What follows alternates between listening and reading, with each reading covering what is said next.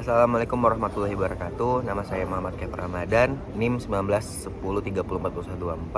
Video ini saya buat untuk memenuhi mata kuliah UAS Hukum Pidana Internasional. Jadi di sini saya akan membahas tentang hubungan hukum internasional dan hukum nasional. Hubungan hukum internasional dan hukum nasional ini sangat menarik yang harus kita bahas. Hukum internasional ini merupakan pengaturan masalah internasional. Hukum internasional yang pada awalnya didefinisikan sebagai perilaku dan hubungan antar negara, tetapi karena pola hubungan internasional menjadi luas untuk memasukkan hukum internasional yang berhubungan dengan perusahaan dan individu. Hukum internasional pasti mengaruhi hukum nasional. Hubungan antar dua negara atau hubungan antar banyak negara selalu ada hubungan antar negara yang ada. Dari hubungan ini muncul peraturan yang diikuti oleh masing negara yang berkembang menjadi peraturan yang diikuti secara kolektif masing-masing negara. Kemudian hukum nasional dan hukum internasional itu terkait sangat erat.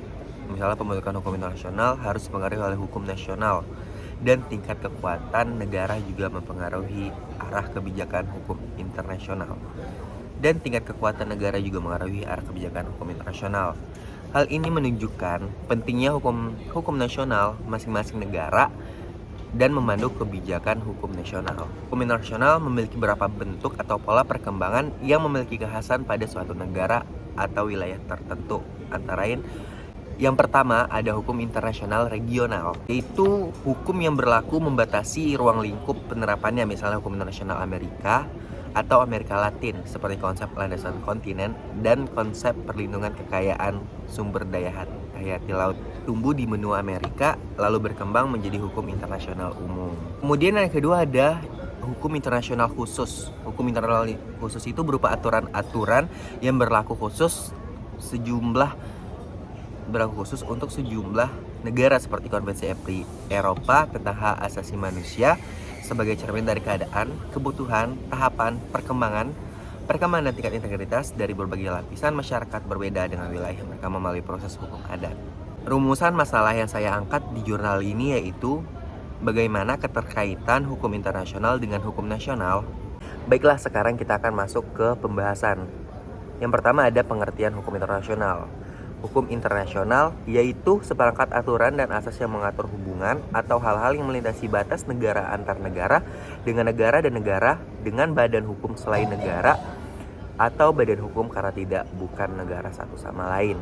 Hukum internasional dapat didefinisikan sebagai sekumpulan hukum yang sebagian besar terdiri atas prinsip-prinsip dan peraturan-peraturan yang harus ditaati oleh negara-negara, dan oleh karena itu juga harus ditaati dalam hubungan-hubungan antar mereka satu sama lain dengan mencakup yang pertama ada organisasi internasional, kemudian ada sejumlah peraturan hukum terkait individu dan non-hukum non-negara, sehingga hak kewajiban individu dan hukum non-negara terkait masyarakat internasional. Kemudian untuk menegakkan hukum internasional maka harus ada landasan atau landasan bagi berlakunya hukum internasional. Penerapan hukum internasional didasarkan pada teori. Salah satu teori yang diterima secara luas adalah bahwa hukum internasional bukanlah merupakan hukum yang sebenarnya, tetapi sebagai kode etik yang hanya memiliki kekuatan moral. Teori ini sebagai pendukung utama teori hukum menurut Austin muncul dari keputusan formal oleh pembuat undang-undang yang benar-benar berdaulat. Aturan hukum ini bukanlah aturan hukum kecuali berasal dari parlemen yang berdaulat. Selanjutnya ada pengertian hukum nasional. Hukum nasional adalah hukum yang berlaku di suatu negara. Hukum nasional Indonesia merupakan campuran dari sistem hukum Eropa, hukum agama, dan hukum adat.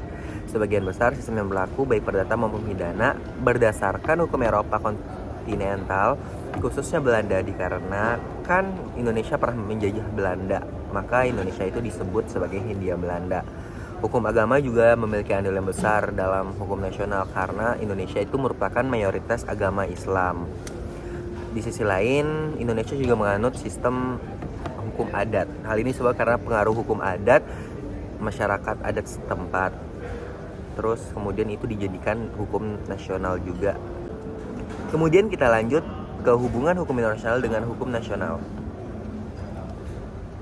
Hukum internasional dan hukum nasional memang saling terkait, dan ada yang percaya bahwa hubungan antara kedua sistem itu sangat erat. Sementara yang lain percaya bahwa kedua sistem itu sangat berbeda. J. G. Stark percaya bahwa ada dua teori hubungan antara hukum nasional dan internasional, yaitu ada dualisme dan monisme. Dualisme itu diusung oleh Triple dan Anzilotti menyebut dualisme ini sebagai teori kehendak dan wajar jika menganggap hukum internasional sebagai hukum yang terpisah dan sistem nasional. Menurut Triple, ada dua perbedaan sistem hukum, yaitu ada subjek hukum nasional adalah individu, kemudian ada sumber hukum keduanya berbeda. Anzilotti mengambil pendekatan berbeda. Dia membedakan antara hukum nasional dan internasional sesuai dengan prinsip dasar yang mengatur masing-masing sistem. Hukum nasional diatur oleh prinsip dasar bahwa hukum negara diikuti ketika hukum internasional ditentukan. Menurut asas Pacta Sunt Servanda, yaitu menaati perjanjian antar bangsa. Teori ini berarti bahwa contoh servanda tidak dapat dikatakan sebagai norma dasar hukum internasional. Kemudian menurut Mochar Kusumaatmaja berpendapat bahwa dua teori dengan hubungan antara nasional dan internasional ini, pertama ada teori voluntaris yang mendasari berlakunya hukum internasional tidak tergantung apakah hukum internasional itu menegaskan kehendak suatu negara atau tidak, dan kedua teori objektivitas yang menetapkan hal ini. Hukum internasional ada dan berlaku secara independen dan kehendak negara. Alasan yang diajukan oleh dualisme didasarkan pada alasan formal dan praktis.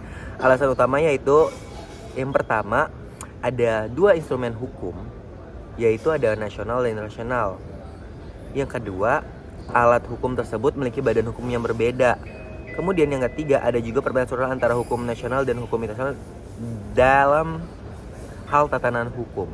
Kemudian pandangan dualisme ini memiliki beberapa konsekuensi penting. Salah satu konsekuensi yang paling penting adalah aturan dari suatu dokumen hukum yang tidak boleh berasal dari dokumen lain. Paham dualisme bersumber dari teori bahwa daya ikat hukum internasional bersumber dari kehendak negara. Hukum nasional dan hukum nasional merupakan dua sistem atau instrumen hukum yang terpisah dari satu sama lain.